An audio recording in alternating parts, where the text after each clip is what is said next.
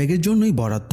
তাই একজন মাইকেলকে সেখান থেকে উঠে যেতে বলে। তবে টি ব্যাগ মাইকেলকে বসতে দিয়ে তাকে অফার দেয় মাইকেল যেন তার গার্লফ্রেন্ড হয়ে যায়, তাহলে সে যে কোনো ঝামেলা থেকে মাইকেলকে প্রোটেকশন দেবে।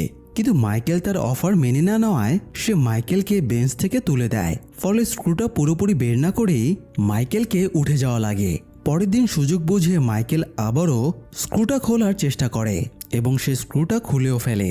কিন্তু তখনই সেখানে টি ব্যাগ চলে আসে এবং স্ক্রুটা তার কাছ থেকে কেড়ে নেয়। যদিও টি ব্যাগ তার প্ল্যান বুঝতে পারেনি, সে ভেবেছিল মাইকেল কাউকে মারার জন্য এটা খুলে নিচ্ছিল।